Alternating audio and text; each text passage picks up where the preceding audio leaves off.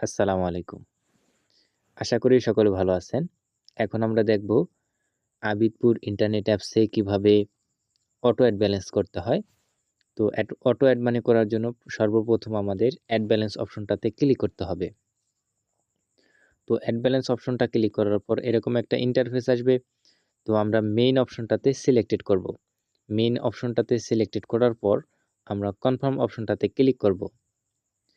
তো main balance দিয়ে কিন্তু আপনারা রিচার্জ করতে পারবেন, প্লাস অফার কিনতে পারবেন, বিদ্যুৎ বিল দিতে পারবেন, সব কিছুই করা যাবে ইনশাল্লাহ। তো এখন আমরা দেখব এখানে 3টা অপশন আছে, বিকাশ, রকেট, নগদ। তো এখানে পার্সোনাল নাম্বার অ্যাড করা আছে, আমরা এই 3টা মাধ্যমে কিন্তু ব্যালেন্স অ্যাড করতে পারবো। তো ব্যালেন্স অ্যাড করার জন্য আমরা যে কোনো একটা সিলেক্টেড করে নেব। তো আমরা বিকাশ পার্সোনাল সিলেক্টেড করে নিলাম।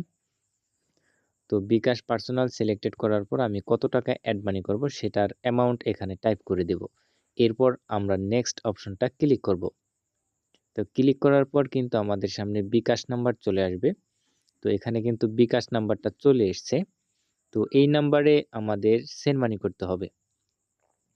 উক্ত নম্বরে সেন্ড মানি করার পর আমাদের সেন্ড মানি করার পর একটা ট্রানজ্যাকশন আইডি পাবো আমরা।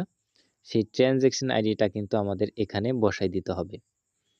ট্রানজ্যাকশন আইডিটা বসাই দেওয়ার সাথে সাথে কিন্তু এরপর আমরা ভেরিফাই অপশন ক্লিক করার সাথে সাথে আমাদের ব্যালেন্সটা অ্যাড হয়ে যাবে। তো এখানে নাম্বারটা কপি করার একটা কপি বাটন আছে, এই কপি বাটনে প্রেস করলে কিন্তু নাম্বারটা অলরেডি কপি হয়ে যাবে এবং কপি করার পর আমরা এই নাম্বারে টাকা পাঠাবো।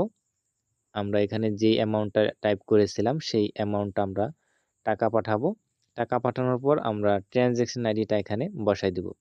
ট্রানজ্যাকশন আইডিটা বসানোর পর আমরা ভেরিফাই বাটনে প্রেস করলে আমাদের অটো অ্যাড মানি সাকসেসফুল হয়ে যাবে। আশা করি বুঝতে পেরেছেন। যে কোনো সমস্যার জন্য অ্যাডমিনের সঙ্গে যোগাযোগ করতে পারেন এবং উপভোগ করতে পারেন আবিদপুর ইন্টারনেটের সকল সার্ভিস। বিস্তারিত তথ্যের জন্য অথবা যে কোনো প্রয়োজনে আমাদের হেল্পলাইন নম্বরে যোগাযোগ করতে পারেন। ধন্যবাদ সবাইকে। আসসালামু আলাইকুম।